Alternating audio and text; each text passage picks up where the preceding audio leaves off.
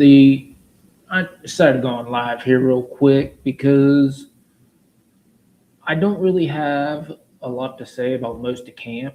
We're seeing the same things from the same players, and they're starting to bring it together, which is good. Saw a little fire out there today, but at this point, with this quarterback competition, I've been wanting to save until pads run. Said it multiple times in multiple ways. We've got to see what it looks like when the pads are on. Today, however, no. Just no. Right now, it is, and I want to give a shout out real quick to all the beat writers that are putting out videos on TikTok and X. I mean, we couldn't do this without you. Shout out to G. Bush, Zach Jackson, and a few of these other guys. Daniel Ofusi got a couple Orange and Brown report because you guys have done a great job, and I want to give proper respect to what these guys are doing down on the field, doing the grind, doing the work, because they've been doing. Even Daryl Ryder and Mary Kay Cabot, we're going to give them their flowers too, because they've been putting in the work. But today, there were interceptions thrown by both Shedeursanders and DeShaun Watson. The thing I'm getting most, though, is that Shedeursanders' interceptions were competitive. One, D'Angelo Ross made a really good play against Jerry Jeudy. Shedeur underthrew him a little bit in the back corner. It was looked like a 20-yard back corner fade into the back of the end zone, and he underthrew it a little bit, and Ross was in great position, picked it off. Ross is a guy I really like, but admittedly is undersized, and he made a great play. Shedeur could have gotten more air under it, and it was ill-advised, but it is what it is. And he also threw a couple more, but, they were, for the most part, competitive. DeShaun Watson, on the other hand, one tipped and picked off for a pick six. I believe that was on 11 on 11s. 1 in 7 on 7s where he had Rocket Sanders underneath and instead just threw it to two guys. I mean, neither one of them would have picked it off. And he threw it to a backup tight end, but the two defenders standing there, one of them picked it off for a pick six on 7 on 7s. And then the third one, which I just watched, was such a terrible throw. He overthrew a guy by 2 feet and got it intercepted. These aren't even competitive interceptions, folks. These are gifts. It's not like I'm throwing it up to give my guys a chance. It is, I'm throwing it straight to the defense, and that's just it. DeShaun Watson, right now, doesn't know what he's looking at. He's throwing the ball directly to the defense. He had 3 more interceptions today. That brings his grand total up to 6. Shedeursanders has 3. All in the same practice. All where it looked like this practice, they were just taking chances. They're saying, okay, guys, you've been working on third downs. We've given you some long shots. Let's just go deep on some. They look like they were working a lot on 15, 20-yarders and red zone, which tells me Todd Monken was comfortable enough getting out of that third down zone that he's been in for the last couple days. And DeShaun Watson, to his credit, for the last couple days was starting to get a little steam under him. But now he's back to being dog water again. And this is the same pattern. This is the same pattern he had in 2024 that gave us a little bit of hope. Yeah, DeShaun gave us a little bit of hope. But it ain't happening. The only thing I wanted out of this was for two guys, Shedeur and DeShaun, to be highly competitive and made the best man win. I thought the best man would be Shedeur, but I wasn't comfortable giving him the job, just handing him the job. I've never been comfortable with that. I've always wanted competition. And I don't just say that from quarterback perspective. I say that from every position. And I think right now I love that there's a competition at center. From what I understand, there's a competition at right guard. And I love it.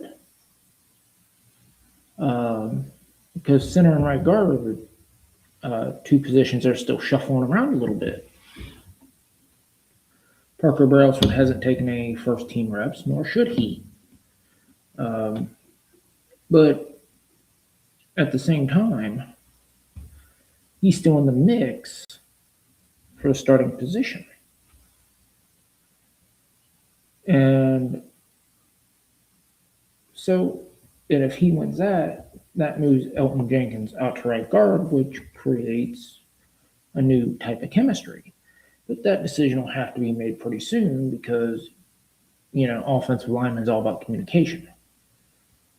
The offensive line ain't communicating and they don't know each other's steps and so on and so forth. That's just going to be a logjam mess. So that decision is going to have to come pretty soon, whether anybody wants to do it or not. But the pads come on, I think they said Monday. And for me, that might be too late because DeShaun Watson is throwing interceptions basically with his eyes closed. He's throwing passes that, heck, I wouldn't even throw. And I was an offensive lineman and I couldn't throw crap. Then what's he going to do when pads come on? When he gets actual pressure. Yeah, they can't hit him, but they can pressure him. What's going to happen then? He can't play the game competitively and succeed on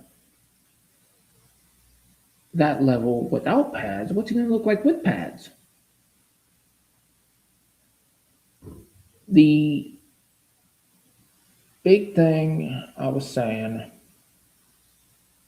was that you really had to look at consistency and turnovers. DeShaun Watson today went 3 of 3.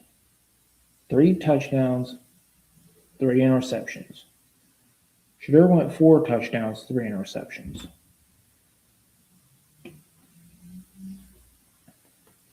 Shedeur had I believe he had a better completion percentage. He was hitting guys over the middle. He was hitting guys deep. He was hitting guys short. Weirdly enough, didn't see any highlights of Harold Fannin today. I'm sure he was in there somewhere. But the defensive line has been very good. Hell, they've been great. How great are they going to be with pads on? How good is this defense going to be overall with pads on? And DeShaun Watson can't do it without pads.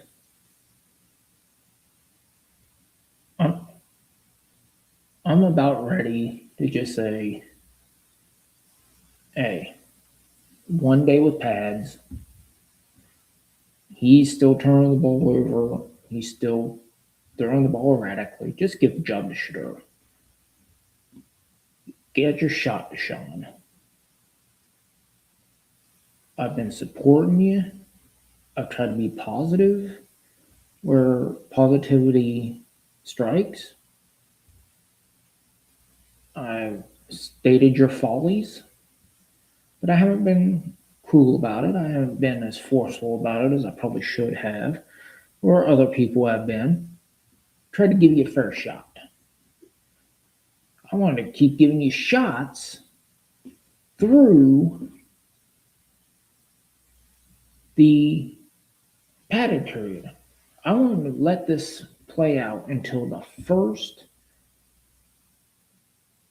joint practice. I did.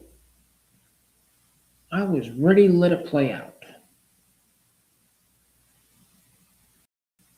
But guys, if the non-padded practices are over and he is playing this poorly, and he's still turning the ball over at this rate, and he's doing it in ways that, jeez, my junior high kids didn't throw these type of turnovers. You're throwing it like this, I'm sorry, you're not giving the team the best chance to win. Now, Shedeur, as I said, had the interceptions, and he's going to have to clean that up, but he hadn't had interceptions before yesterday. So he's going to have to clean up what he did today that made those interceptions happen. I'm starting to wonder if DeShaun Watson can clean it up. Because right now, I ain't seeing it. I am not seeing it. And that kind of ticks me off a little bit. Because I want to see competitiveness. I said it, I forget who I said it to. It's sad that this is the hardest DeShaun Watson has worked. I might even said it on here. This is the hardest he's worked maybe in his entire career. And he's getting the worst results he's gotten in his entire career. Doesn't make sense. I don't like it. I wish it was different. Yes, he has pushed Shedeur. He's pushed Shedeur in work ethic. He's made sure Shedeur works harder. He has done all these things. But at the end of the day, right now Dylan Gabriel's not playing him. Dylan Gabriel's throwing the ball accurately. He's not spectacular. He's showing, Dylan Gabriel's showing why he was drafted to be a backup. But he's doing it really freaking well. So right now, he's out playing DeShaun Watson. Yeah, I said that, and I will continue to say it as long as it's true. Right now, Dylan Gabriel is outplaying DeShaun Watson. We have seen some really crisp passes from Gabriel. Yeah, we're seeing the interceptions because Gabriel isn't always cracked up to be. But we knew that when he was drafted. But DeShaun Watson is being outplayed. I won't say he's being outplayed by the rookie. I'm not going to go that far. But right now, DeShaun Watson is in the running for playing as the worst quarterback on this roster. So if you're going to crown somebody your starter, well, I say look at Shedeur. Because if you're going to push this out, I don't think it goes past the first scrimmage. I don't know why you'd push it that far. But I think Todd Monken's going to do the first joint practice and then name his starter. I think it's going to be Shedeur. Personally, I wouldn't doubt if he goes back in his coach's office, gets his coaches together, and says, you know what, we're going to keep it under wraps, but Shedeur's our guy. We're going forward with him. We're just going to make sure these guys keep working. So we're going to keep things as they are. And then just set a timeline to just name the starter. So he doesn't jump the gun with naming it. But at this point, there's no reason to keep the charade going. We've tried. I tried. DeShaun still making some nice passes. But the bad passes, the boneheaded moves, the horrific interceptions, the pick sixes, which we've seen this game play out before. Pick six, put your offense in a hole, tire out your defense. It's not a recipe for success. Like, everybody knows it. And DeShaun he served up 2 of them today, 1 in 7 on 7s. And I know he served up at least 1 more over the last week. Just can't have it. The Cleveland Browns just cannot have that type of quarterback play if they expect to make any sort of noise this season. So there's no reason to start DeShaun Watson. There's no reason for the coaching staff to even discuss it at this point.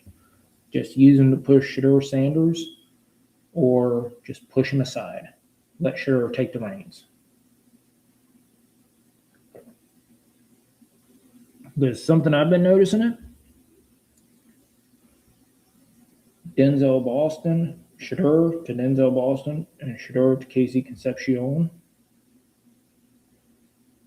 We already knew he could hit Isaiah Bond. But those 2 rookies, he's hitting those guys at a high level and getting big chunk yards.